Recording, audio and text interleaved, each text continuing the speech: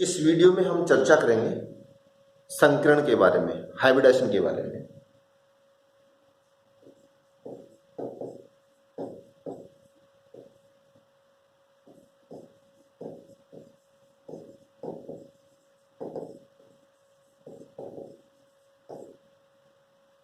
सबसे पहले तो हाइब्रिडाइजेशन के बारे में जानेंगे। हाइब्रिडाइजेशन क्या होता है?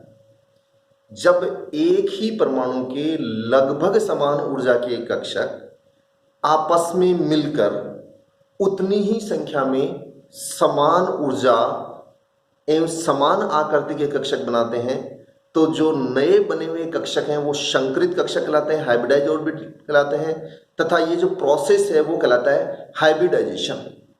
इसका मतलब हाइब्रिडाइजेशन में एक ही एटम के ऑर्बिटल्स पार्टिसिपेट करते हैं। याद रखना, जो संकरण के नियम है उनमें क्या लिखा हुआ है कि एक ही एटम के लगभग समान ऊर्जा के कक्षक पार्टिसिपेट करते हैं। पार्टिसिपेट करने वाले कक्षक पूर्णतः खाली हो सकते हैं, हाफ फिल्ड हो सकते हैं, फुल फिल्ड हो सकते हैं, यानी उनमें इलेक्ट्रॉन्स की संख्या का कोई प्रतिबंध नहीं है। एक इलेक्ट्रॉन हो सकता है प्रति ऑर्बिटल, दो इलेक्ट्रॉन हो सकते हैं जो अपोजिट स्पिन वाले होंगे, या फिर वो ऑर्बिटल खाली भी हो सकता है। तीसरी बात, जो नए ऑर्बिटल्स बनेंगे, हाइब्रिडाइज ऑर्बिटल्स बनेंगे, वो हमेशा और हमेशा एक बड़ी लोब लिए हुए होते हैं और एक छोटी लोब लिए हुए होते हैं। और जब वो बॉन्ड बनाएंगे हाइब्रिडाइज ऑर्बिटल्स, तो जो बड़ी लोब है उससे वो ओवरलैपिंग करते हैं, ताकि ओवरलैपिंग की मात्रा अधिकतम हो सके, जिससे बॉन्ड भी क्या बनेगा, स्ट्रॉन्ग बनेगा। और ये जो हाइब्रिडाइज ऑर्बिटल्स हैं वो एक दूसरे से अधिकतम दूरी पर एडजस्ट होते हैं, यानी वो एक दूसरे से ज्यादा दूर रहना पसंद करेंगे, यानी बॉन्ड एंगल की वैल्यू ज्यादा से ज्यादा रहेगी। जैसे अपने पास यदि sp3 संकरण है अपने पास, तो 109 डिग्री 28 मिनट के एंगल पे रहते हैं। sp2 है तो 120 डिग्री के एंगल पे रहते हैं। sp संकरण है तो अपने पास वो 180 डिग्री के एंगल पे रहते हैं। अब ये संकरण की शुरुआत कैसे हुई, हाइब्रिडाइजेशन का कंसेप्ट आया कैसे? साथ ही ध्यान रखना कि ये अपने आप में एक काल्पनिक प्रोसेस है, कोई एक्सपेरिमेंट के द्वारा हाइब्रिडाइजेशन नहीं निकलता है। ये अपने आप में एक काल्पनिक प्रोसेस है जो स्पीसीज में बॉन्डिंग को समझाने के लिए काम में लिया जाता है। अब मैं कह रहा था कि इसकी शुरुआत कैसे हुई, हाइब्रिडाइजेशन का कंसेप्ट आया कैसे? तो सबसे पहले अपन देखते हैं कि जो अपने पास मीथेन है, इस मीथेन में जो कार्बन है, उस कार्बन का यदि अपन इलेक्ट्रॉनिक कॉन्फ़िगरेशन लिखेंगे तो 1s2। देखो ये भी ठीक से लिखना आना चाहिए आपको, इलेक्ट्रॉनिक कॉन्फ़िगरेशन भी। जो इसमें अंक आता है, डिजिट आता है, नंबर आता है, वो उसका साइज बड़ा होगा। और उसके बाद में यदि जो भी S P D F आता है उसका साइज इस अंक का जस्ट 50% होगा। और ये S P D F आप जब भी लिखें केमिस्ट्री में तो हमेशा इटैलिक्स में लिखें। सामान्य जो अल्फाबेट्स लिखते हैं उनकी तरह नहीं, थोड़ा सा इटैलिक्स में लिखें। और सुपर स्क्रिप्ट के रूप में यहां पर जितने भी इलेक्ट्रॉन होंगे, 1 2 3 जो भी होंगे वो अपन लिख देंगे। तो 1s2,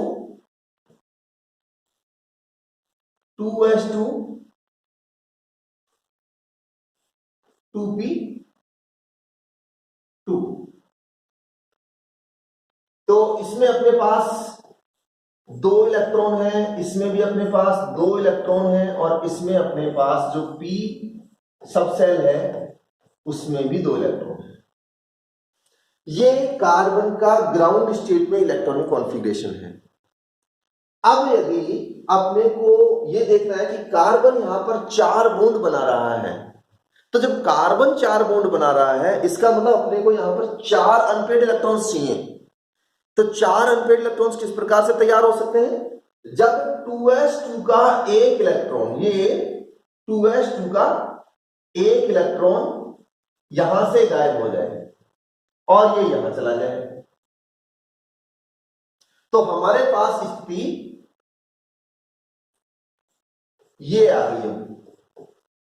तो अनपेड इलेक्ट्रॉन्स की संख्या कितनी हो गई? 4 हो गई। अर्थात ये कार्बन इस स्थिति में क्या करेगा, 4 बॉन्ड बना लेगा। लेकिन फिर समस्या आ गई कि यहां पर एक तो s ऑर्बिटल ओवरलैप करके बॉन्ड बनाना है और 3 p ऑर्बिटल से ओवरलैपिंग करके बॉन्ड बना रहे हैं। तो ये कार्बन क्या काम करेगा, 3 हाइड्रोजन के साथ तो p ऑर्बिटल्स के द्वारा ओवरलैपिंग करके बॉन्ड बनाएगा और एक s के साथ करेगा। इसका मतलब है मेथेन में 3 बॉन्ड की प्रकृति एक प्रकार की होनी चाहिए और जो चौथा बॉन्ड है उसकी प्रकृति उन 3 से डिफरेंट होनी चाहिए। यानी 2 प्रकार की प्रकृति वाले बॉन्ड्स किसमें मिलने चाहिए, मेथेन में मिलने चाहिए। लेकिन जो प्रायोगिक आंकड़े हैं वो ये बताते हैं कि मेथेन में सभी बॉन्ड्स की बॉन्ड लेंथ बिल्कुल समान होती है, चारों बॉन्ड्स की जो नेचर है वो भी बिल्कुल समान है। इसका मतलब है हम इस आधार पर मेथेन में बॉन्डिंग नहीं समझा सकते। तो फिर मेथेन की बॉन्डिंग समझाने के लिए हाइब्रिडेशन का सहारा लिया गया। और हाइब्रिडेशन का सहारा कैसे लिया गया कि इसका एक s ऑर्बिटल और इसके 3 p ऑर्बिटल ये आपस में मिक्स होकर के, अर्थात कौन सा हाइब्रिडेशन हो जाएगा, sp3 हाइब्रिडेशन होगा और फिर ये बॉन्ड फॉर्मेशन करेंगे। तो CH4 से एक तरह से क्या कह सकते हैं अपन कि संकरण की शुरुआत हुई। अब ऑर्गेनिक केमिस्ट्री में कार्बन की जो हाइब्रिडेशन स्टेट निकालेंगे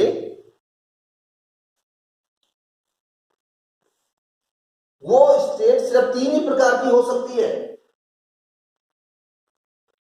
जब मेथेन की तरह एक s ऑर्बिटल और 3 p ऑर्बिटल काम में आ रहे हो तो हम कहेंगे वहां पर sp3 हाइब्रिडेशन है। और जब एक s और 2 p ऑर्बिटल्स काम में आ रहे हो तो हम कहेंगे वहां पर sp2 हाइब्रिडेशन है। और जब एक s और एक p ऑर्बिटल हाइब्रिडेशन में पार्टिसिपेट कर रहा हो तो हम कहेंगे वहां पर sp हाइब्रिडेशन है। अर्थात कार्बन की जो संकरित अवस्थाएं हैं वो सिर्फ 3 ही प्रकार की हो सकती हैं, sp3, sp2, sp। अब ये पता कैसे चले कि कार्बन कौन सी संकरित अवस्था में है? तो याद रखना, अगर कार्बन 4 बॉन्ड बना रहा है और वो भी चारों के चारों सिग्मा बॉन्ड हैं, चारों के चारों सिग्मा बॉन्ड हैं, तो समझ जाना उसमें sp3 हाइब्रिडाइज स्टेट में है कार्बन। और जब कार्बन 3 सिग्मा बॉन्ड बना रहा हो तो sp2 संकरित अवस्था में है। और जब कार्बन 2 ही सिग्मा बॉन्ड बना रहा हो तो वो sp संकरित अवस्था में है। तो कार्बन की कितनी हाइब्रिडेशन स्टेट हो सकती हैं? sp3, sp2, sp। कुछ स्पीशीज में अलग कंसेप्ट भी काम में आते हैं, पर सिंपल सा आप तो ये याद रखना कि कितने उसमें सिग्मा बॉन्ड बने हुए हैं। इस बात का ध्यान रखना कि जो संकरित कक्षक होते हैं वो सदैव और सदैव सिग्मा बॉन्ड बनाते हैं, पाई बॉन्ड नहीं बनाते हैं। हाँ, हमसे कभी कभी ये भी पूछा जा सकता है कि जो आपके पास sp3 संकरित कक्षक है उसमें s करैक्टर कितने हैं? तो याद रखना, अगर हमारे को इसमें s करैक्टर बताने हैं तो देखो इसमें ऑर्बिटल कितने पार्टिसिपेट हुए, एक s और 3 p। इसका मतलब s का योगदान कितना है, 25%। तो s करैक्टर कितने हो जाएंगे अपने पास, 25%। और जो p वाले हैं वो कितने हो जाएंगे, 75%। अगर sp2 अपने पास आ रहा है तो इसमें अपने पास जो s करैक्टर है वो 33.33 और ये 66.67। और यदि sp हाइब्रिडेशन अपने पास है तो 50% s करैक्टर होंगे और 50% ही p करैक्टर होंगे। यानी कितने ऑर्बिटल्स पार्टिसिपेट कर रहे हैं उसके आधार पर अपन s करैक्टर्स और p ऑर्बिटल्स के करैक्टर्स का कैलकुलेशन कर सकते हैं। अब एक सिंपल सा तरीका है कि किसी की भी हाइब्रिडाइजेशन स्टेट निकालनी हो तो याद रखना, हाइब्रिडाइजेशन स्टेट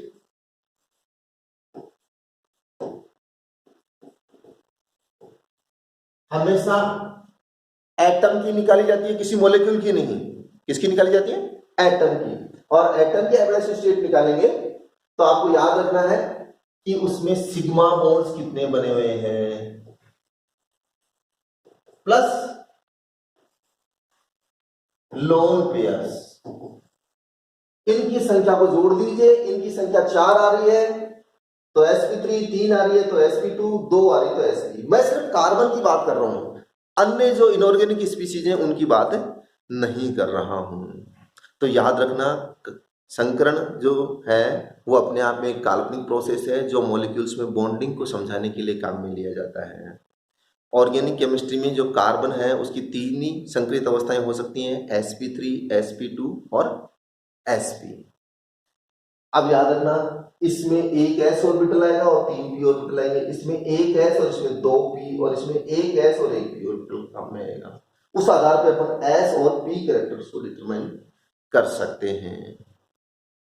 संकरित कक्षक का याद रखना, हमेशा और हमेशा सिग्मा बॉन्ड बनाते हैं, पाई बॉन्ड नहीं बना सकते हैं। ठीक है, तो संकरण में इतना ही। अब अपन sp3, sp2 और sp संकरण के बारे में अगले वीडियो में चर्चा करेंगे। तब तक के लिए आपको धन्यवाद।